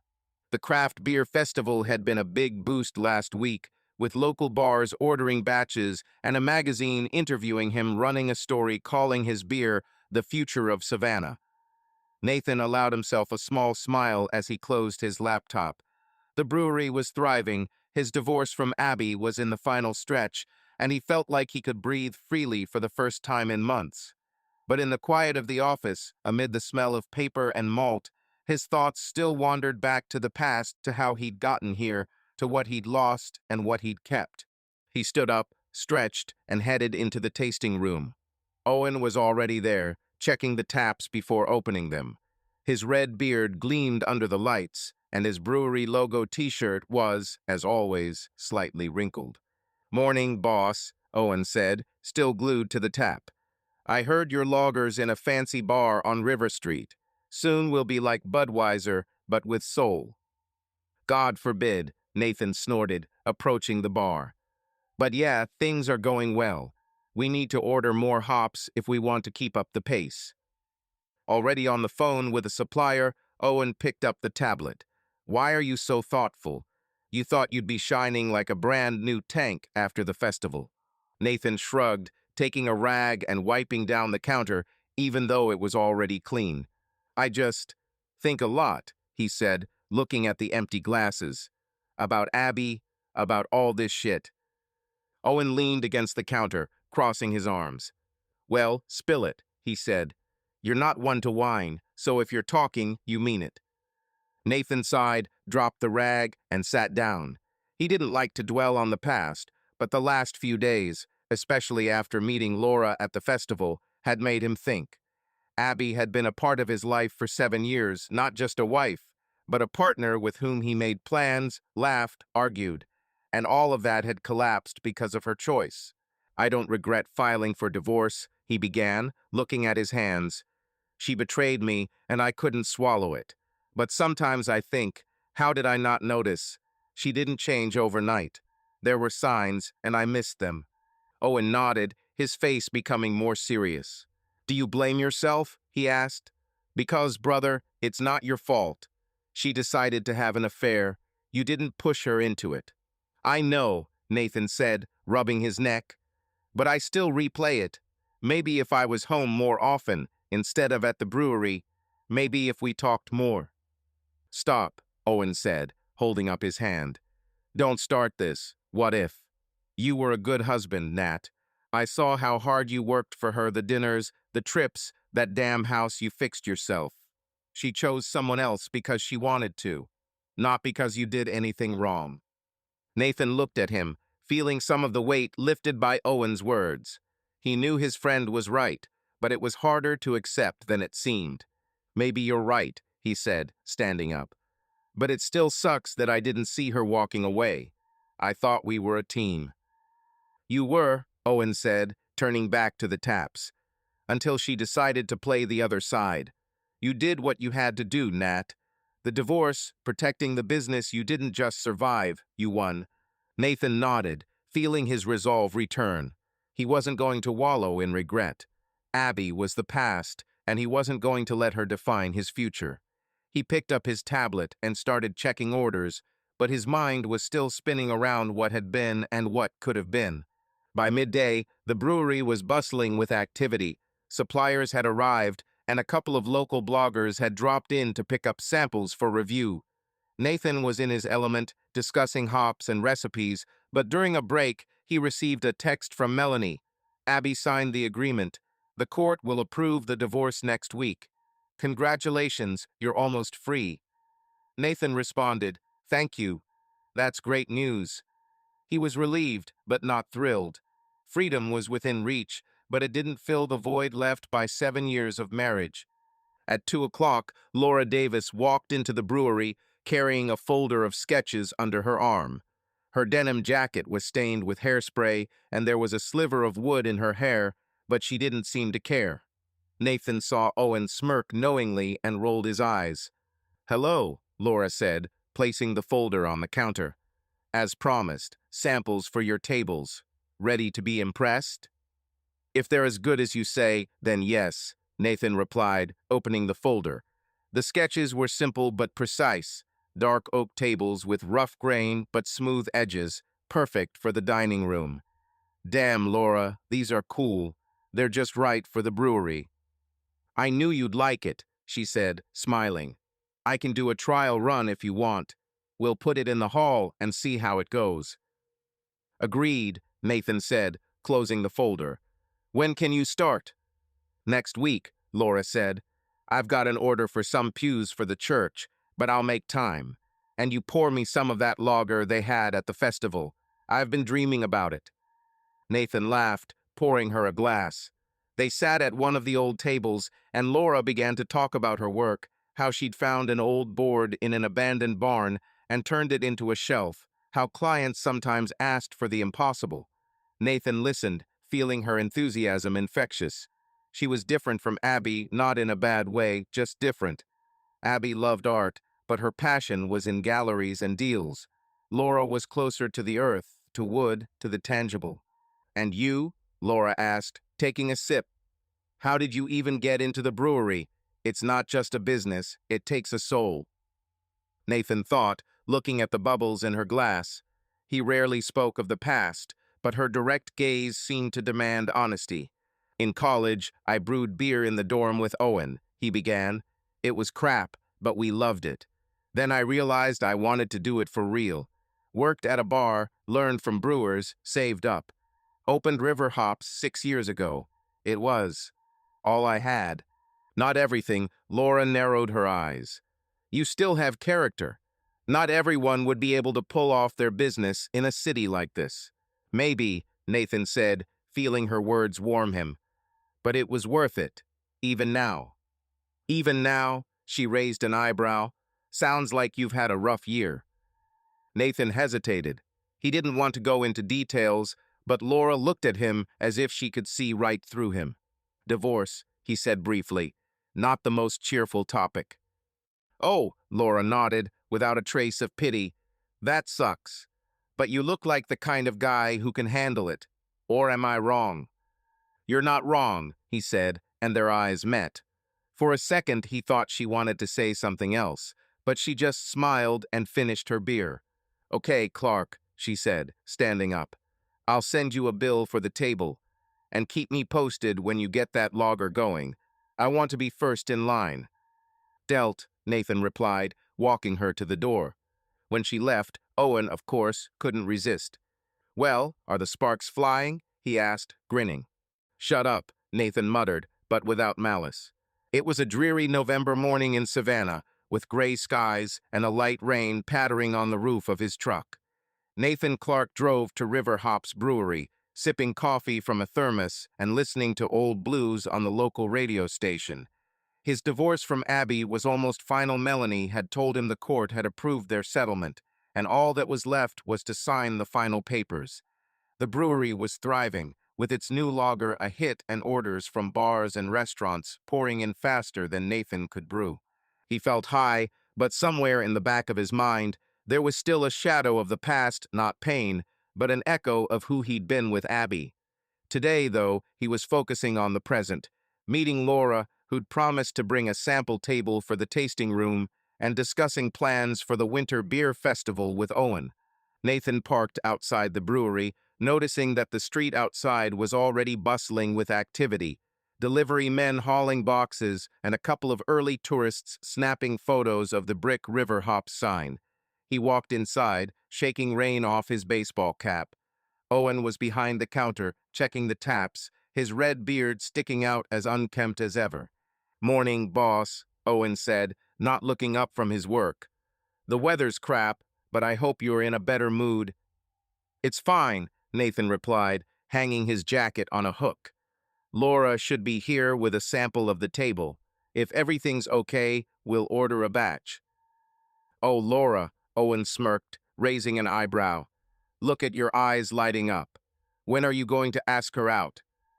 Shut up, Nathan muttered, but without malice. This is business, not romance. Yeah, right, Owen rolled his eyes. I saw you guys talking at the festival. Chemistry, bro, chemistry. Nathan shook his head as he headed toward the tanks. He liked Laura, her forthrightness, her passion for her work, her laugh that didn't irritate. But after Abby, he was cautious. Trust wasn't coming back as quickly as he'd liked, and he wasn't sure he was ready to open up again. He started checking the pressure in the fermentation tanks, but his thoughts were still focused on Laura and how easy it was to talk to her. Owen might be right, but Nathan didn't want to rush into it. By midday, the brewery was buzzing with the usual buzz of staff preparing the room and a couple of local regulars sitting at the bar discussing football. Nathan was in the office when Owen knocked on the door. "Nat, there's someone here to see you," he said, his tone strangely tense. "Laura?" Nathan asked, closing the laptop. "Not exactly," Owen lowered his voice. "Abby, she's in the room. She wants to talk." Nathan froze, his blood pounding in his temples. Abby? He hadn't seen her since the night he posted the photos of her cheating, and he hadn't heard from her since he blocked her number. Melanie had said she'd signed the divorce agreement, so what did she want now? He stood up, clenched his fists, and headed into the room. Abby stood at the entrance under an umbrella, her dark hair damp from the rain. She looked different, thinner, pale, with dark circles under her eyes. Her coat was wrinkled, and she was holding a bag in her hands, as if she had just arrived. Nathan stopped a few steps away, crossing his arms. "What are you doing here?" he asked, his voice as cold as the rain outside the door. Abby looked up, a mixture of guilt and despair flashing through her eyes. "Nat, I know you don't want to see me," she began, her voice shaking. "But I need to talk. 5 minutes, please." "I don't have 5 minutes," he snapped. "We've said everything. The divorce is signed. Go your way." "I can't," she stepped closer, her umbrella falling to the floor. "I made a mistake, Nat. A big one. I want to fix it." Nathan snorted, feeling the anger he thought he had buried flare up again. "Fix it," he said, lowering his voice so as not to attract the attention of his customers. "You slept with someone else, Abby. You lied to me for months. That's not a mistake. That's betrayal." Her eyes filled with tears, but Nathan didn't flinch. He'd seen her tears before, and they didn't work anymore. "I know," she whispered, clutching her bag. "I was an idiot. Chris, he meant nothing. I thought he'd give me something I needed, but I was wrong. I want us, Nat. I want to go back." "Go back?" He narrowed his eyes, his tone sharpening. "Are you serious? You think I'll let you back in after everything? Do you even realize what you've done?" "I understand," she nodded, her voice breaking. "I lost everything. My home, my life, you. I'm living with Sarah, Nat. Chris left me a week after I moved to Atlanta. I'm at rock bottom, and I know it's my own fault. But I love you. I always have." Nathan looked at her, and for a second he felt sorry for her. Not love, not a desire to forgive, just human pity for how far she had fallen. But the pity quickly gave way to cold clarity. She had made a choice, and he had made his. "You don't love me," he said, his voice even but firm. "You love the idea of us.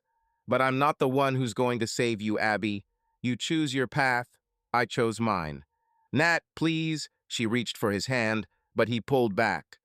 "We can go to a therapist, start over. I'll do whatever you say." "That's enough." He raised his hand, stopping her. "We're done. Go home, Abby, or wherever you're going. But not here." She stood there, her lips trembling, tears streaming down her cheeks. Nathan could see Owen watching from behind the counter, ready to intervene if necessary. But Abby didn't scream, didn't make a scene. She simply nodded, picked up her umbrella, and turned toward the door. "I will always love you," she whispered before stepping out into the rain. The door closed, and Nathan felt the tension ease. He walked back to the bar, ignoring the curious glances of a couple of customers. Owen approached, holding 2 glasses of lager. "Damn, man," he said, handing one to Nathan. "That was rough. You okay?" "Yeah," Nathan said, taking a sip. "She wanted to come back. I said that wasn't an option." "You did the right thing." Owen clapped him on the shoulder. "She thought she could just barge back in, after everything?" "Apparently," said Nathan, putting down his glass. "But I'm not the fool she thought I was." Owen nodded, and they went back to work. But the conversation with Abby had left a bad taste in his mouth. Nathan hadn't doubted his decision, But her words, "I'm at rock bottom," had hurt. Not because he wanted to save her, but because they reminded him of how close he'd come to breaking.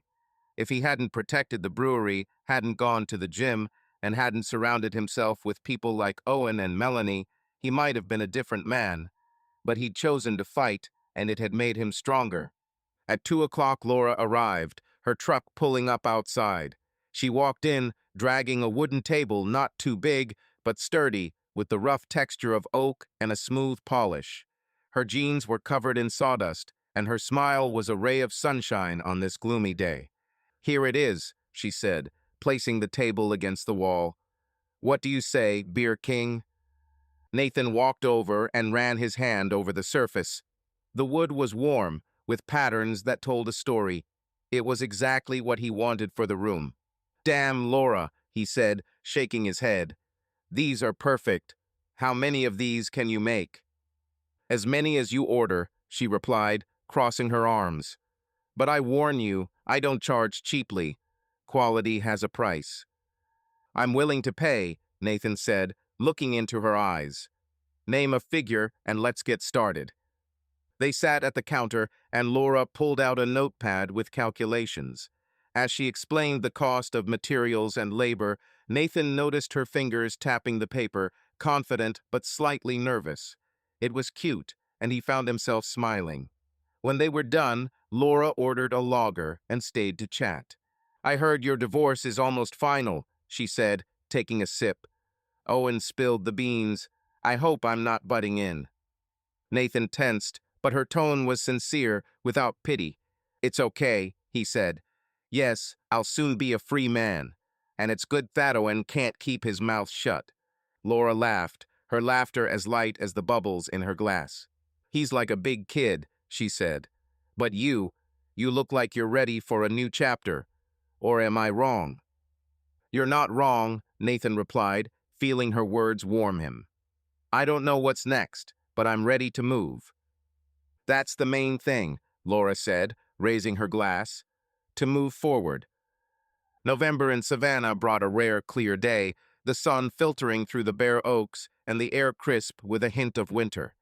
Nathan Clark stood in the tasting room of River Hops Brewery, watching Owen and two assistants set up the new tables Laura Davis had made. The sample table she'd delivered last week had fit so perfectly that Nathan had immediately ordered 5 more. Their rough oak grain and warm sheen of varnish added to the cozy feel of the brewery, and customers were already praising the upgrade. Nathan felt a sense of accomplishment, not just in the way the room looked, but in the way his life was slowly finding a new rhythm. His divorce from Abby had been finalized 2 days earlier. Melanie had called with the news that the judge had signed the final papers, and Nathan was now free. Free from the lies, free from the pain, free from the past that had nearly broken him. He adjusted his baseball cap and walked over to one of the tables, running his hand over the smooth surface. Laura knew her stuff. Each table was a work of art without being overly ornate. Nathan found himself thinking about her more often than he'd like. Their conversations, her laughter, her candor, it was a breath of fresh air after the suffocating smoke Abby had left behind. But he still kept his distance, not ready to jump into another relationship. Not out of fear, but out of respect for himself. He wanted to be whole before he opened up to anyone else. "Hey, boss," Owen called, interrupting his thoughts. "These tables are on fire. Laura's a genius. When are you calling her to celebrate?" "When you stop meddling in my life," Nathan replied, but his tone was light. "Help me with the kegs instead. There's going to be a rush tonight." Owen grinned, but obediently headed to the back room. Nathan pulled out his phone and texted Laura. "Tables are up and running. Customers are loving it. Thanks. Want to come by today and check it out?" He sent the text and immediately felt a little nervous. Laura texted back a minute later, "Cool, be there around 7. Pour me a lager, Beer King." Nathan smiled, putting his phone away. Her nickname had become familiar to him by now, and damn, he loved it. The day passed in its usual bustle. Nathan checked batches of beer, discussed a new hop variety with a supplier, and helped Owen prep the room for the evening rush. The brewery had been his sanctuary, a place where he felt in control. But now, without Abby's shadow over his head, he began to notice that work wasn't everything. The gym, where he spent 3 nights a week, gave him strength and clarity. Conversations with Laura, while businesslike, added a spark he'd been missing. He wasn't looking for love, but for the first time in months, he was open to the idea that life might bring something good. By 7 o'clock, the place was filling up. A local band was playing blues, mixing with the hum of voices and the clink of glasses. Nathan was pouring beer behind the bar when he spotted Laura at the door. She was wearing dark jeans and a gray sweater, her blonde hair falling loosely around her shoulders. She caught his eye and waved as she made her way through the crowd. "So, Clark," she said, sitting down at the counter, "are the tables holding up, or have the customers broken them already?" "They're holding up," Nathan said, pouring her a lager. "You built them like tanks. Want to see them?" Of course. Laura took the glass, took a sip, and nodded approvingly. "The beer is still as good as I remember. Do you ever relax, or is the brewery your second wife?" Nathan laughed, leaning against the counter. "She's the first and only one," he said. "But I still find time for the gym, and maybe a few pints with friends." "Progress," Laura narrowed her eyes, her smile warm but slightly mocking. "And I thought all you did was brew beer and frown." "I frown masterfully," he replied, and they both laughed. They chatted while Nathan served customers. Laura told him about her latest project, restoring the bar of an old pub in Charleston, and Nathan shared his plans for the winter festival. Their conversation was light, but Nathan noticed her eyes lingering on him a little too long. He felt the same way an interest he didn't want to name. When she stood to inspect the tables, he walked with her, showing her how they fit into the room. "Honestly, Laura," he said, stopping at one of the tables, "this is better than I expected. You're really cool." "I try," she replied, but her cheeks were slightly pink. "And you, Nathan, are not just a beer king. You are a real one. That's rare." He looked at her, unsure of what to say. Her words had touched something inside him, and for a second he felt vulnerable. But it didn't scare him. With Laura, everything seemed easier. "Thanks," he said finally. "Maybe we could have a drink somewhere other than the brewery sometime. Talk about something other than tables and beer." Laura raised an eyebrow, her smile widening. "Is this an invitation, Clark?" she asked, crossing her arms. "Call it an idea," he replied, feeling his heartbeat a little faster. "I'll think about it," she said with a wink. "But I like the idea. Let me know when you're ready." She left, saying goodbye to Owen, and Nathan returned to the counter, feeling a lightness he hadn't felt in a long time. Owen, of course, didn't miss the moment. "Well, I told you so," he said, grinning. "Chemistry, brother. Did you invite her?" "Get lost," Nathan muttered, but his smile gave him away. "We were just talking." "Yeah, simple." Owen rolled his eyes. "I'll bet you 100 you'll be a couple in a month." "Keep your money," Nathan said, but deep down he wasn't so sure. Laura wasn't just a woman he liked. She was an equal, independent, passionate, honest. And that was scary, but also appealing. Towards the end of the evening, Nathan received a call from Melanie. "Nat, it's official," she said, her voice cheerful. "You're a free man. Congratulations." "Thanks, Mel," he replied, feeling the last weight lift from his shoulders. "I don't know what I'd do without you." "Buy me a beer and we're even," she laughed. "Hang in there, Nat. You deserve it." He hung up, looking out at the room. Customers were laughing, music was playing, Laura's tables were glistening under the lights. This was his life, not perfect, but real. He'd stepped up, and damn, it felt good. A week later, Laura came to the brewery with an idea: to build a bar for a new room Nathan planned to open in the spring. They were sitting in the office, flipping through her sketches, and Nathan noticed her hand brush his as she held up a drawing. He didn't pull away, and neither did she. Their glances meet, and for a second the world narrowed to this moment. "You know," Laura said, her voice quieter than usual, "I'm glad we get to work together, and not just around the tables. Me too, Nathan said, feeling something inside him click. Maybe we should try that idea. Have a drink somewhere without a brewery. Name the time and place, she said, her smile soft but confident. They agreed on Friday, and when Laura left. Savannah had been a mild winter, but the December evening brought a rare chill that fogged the windows of River Hops Brewery. Nathan Clark stood behind the bar of the new brewery, which had opened just a week earlier, pouring beer for a crowd gathered for a New Year's Eve party. Music, a live blues band from a local group, was humming in the air, mixing with the hubbub of voices and the clink of glasses. The new tables and bar, built by Laura Davis, gleamed under the warm light, and Nathan couldn't help but feel proud of how things had turned out. The brewery was thriving, the lager was a hit, and the investors he'd signed with from Atlanta the previous week had promised to help open a second location in Charleston. But most of all, he was warming to the thought of Laura, their relationship, which had begun as cautious encounters, growing more serious, though he still kept his distance, afraid of repeating the mistakes of the past. Nathan poured a pint of IPA for a regular named Roy, who was praising the new space for the third time that evening. "Nat, you've outdone yourself," Roy said, raising his glass. "This place is like home, only with better beer." "Thanks," Nathan replied, wiping down the counter, trying to keep up appearances. Roy nodded and walked away, and Nathan glanced at Owen, who was fiddling with the faucets at the other end of the counter. His red beard was dusted with flour from helping with the pizzas that had been ordered for guests. Nathan chuckled, but his thoughts were interrupted by the ringing of his phone. He pulled it out of his pocket and saw a text from Laura. "Stuck with the order, but I'll be there in an hour. Don't drink all the beer without me," Nathan replied, trying, waiting. He smiled, imagining her in the workshop, sawdust in her hair, her eyes focused.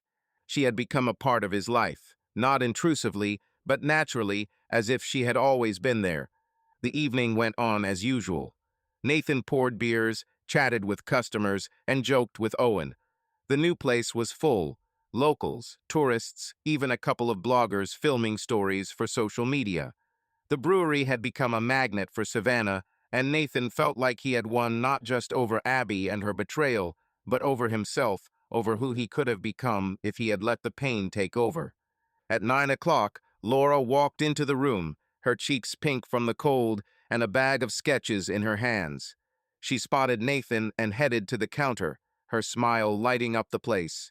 "The Beer King," she said, sitting down on a high stool. "The room looks like something out of a magazine. Are you happy?" "More than I thought," Nathan replied, pouring her a lager. "Your stand is the star of the evening. Half the customers have already asked who made it." "Well, I'm a genius," Laura winked, taking a sip. "But seriously, Nat, you've created something cool. I'm proud of you."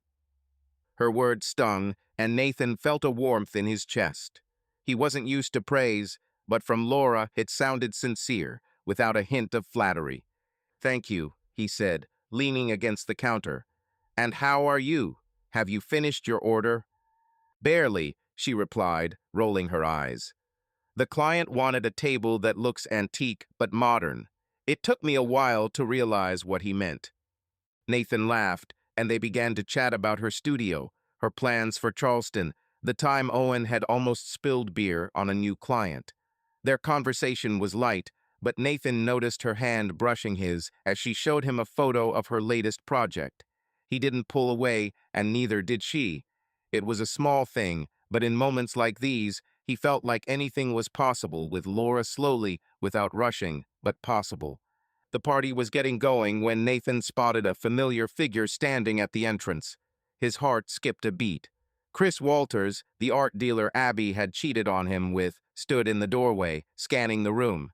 He was wearing an expensive jacket, but he looked shabby, his hair disheveled, and there were dark circles under his eyes. Nathan clenched his jaw, feeling an old anger flare up. He hadn't seen Chris since Trevor had shown him the photos, and he hadn't expected him to dare show up here. "Owen," Nathan said quietly, nodding toward the door. "Problem." Owen turned around, noticed Chris, and frowned. "What the hell is that idiot doing here?" he muttered, coming closer. "Do you want me to throw him out?" "No need," Nathan replied, his voice even but firm. "I'll handle it." He walked out from behind the counter and walked towards Chris, who was still standing at the entrance, as if hesitant to enter. Laura, noticing his movement, raised an eyebrow, but remained where she was. Nathan stopped a few steps away from Chris, crossing his arms. "What do you want here?" he asked, his tone as cold as the December air. Chris swallowed, his gaze darting around the room, but landing on Nathan. "I just came in for a drink," he said, his voice unsure. "I heard you have good beer here."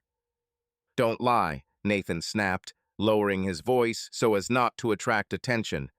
"You knew this was my brewery. Tell me why you came." Chris sighed, rubbing his neck. He looked smaller than he did in the photographs, not the confident art dealer, but a man who had been battered by life. "Okay," he said, looking at the floor. "I wanted to apologize. For everything. For Abby, for what happened. I didn't know she was married until it was too late. That's not an excuse, but I want you to know." Nathan looked at him, feeling his anger warring with something new, indifference. Chris had been part of his pain, but now he seemed like a shadow, a man not worth his time. "I don't need your apologies," Nathan said, his voice firm. "It's in the past. Live your life, but not here. Go away."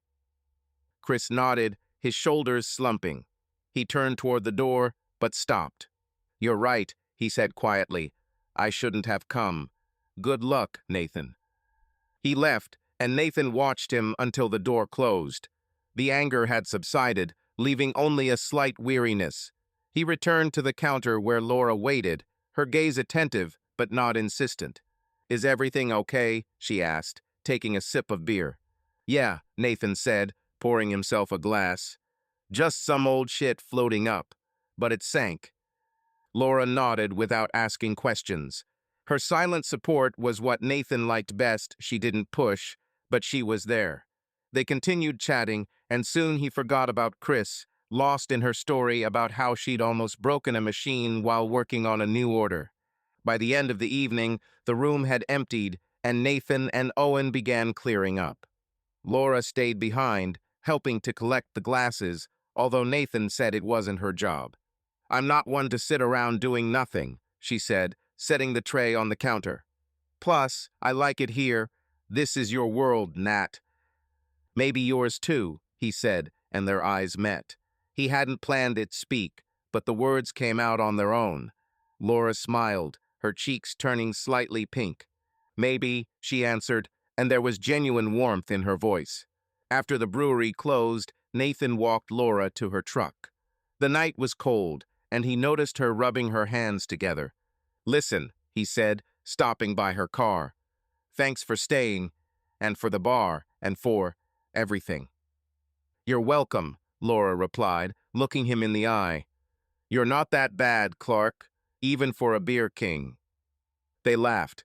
Subscribe to our channel so that your love doesn't cheat on you, and go ahead and listen to the next story, because this story is nothing compared to the next one. If you're under 18, don't even think click to the next one.